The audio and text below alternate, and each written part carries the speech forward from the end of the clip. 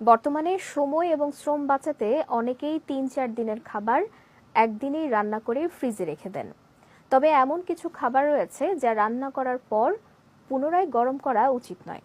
এই বিষয়ে বিশেষজ্ঞরা বলছেন, বারবার গরম করার ফলে কিছু খাবার বিষে পরিণত হয়ে ক্যান্সার সহ মারাত্মক স্বাস্থ্য ঝুঁকি সৃষ্টি করতে পারে। শেখ তাসফিয়া করিম জানাচ্ছেন বিস্তারিত।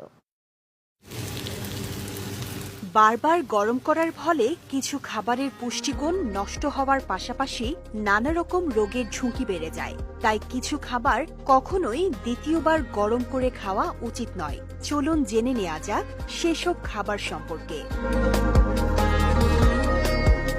ভাত অনেকেই দ্বিতীয়বার গরম করে খান, তবে ভাত দ্বিতীয়বার গরম করে খেলে হতে পারে ডায়রিয়ার মতো ভয়ঙ্কর রোগ, সঙ্গে বেড়ে যেতে পারে বমি বমি ভাব। বিশেষজ্ঞদের মতে ভাত যত ঠান্ডা হয় তাতে তত ক্ষতিকর ব্যাকটেরিয়া জন্মায়।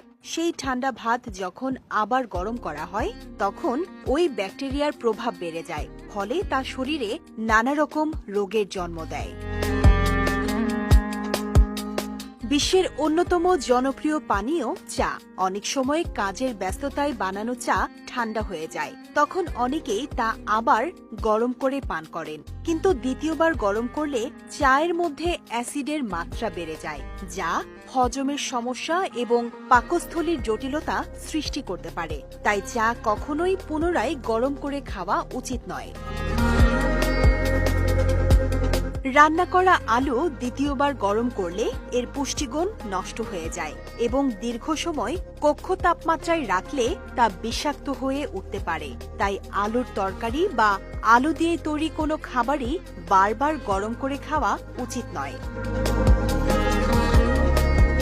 ডিম দিয়ে তৈরি কোনো খাবার বা রান্না করা ডিম একাধিকবার গরম করা উচিত নয়, কারণ পুনরায় গরম করলে এতে বিষক্রিয়ার আশঙ্কা থাকে। ডিমের পুষ্টি উপাদান নষ্ট হয়ে তা টক্সিক হয়ে উঠতে পারে, যা স্বাস্থ্যের জন্য বিপজ্জনক।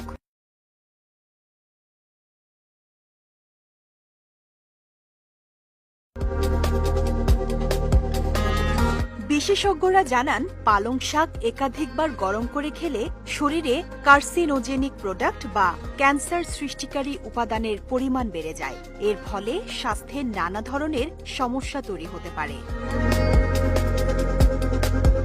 এছাড়া এই তালিকায় রয়েছে রান্নার তেল, মুরগির মাংস ও মাশরুম।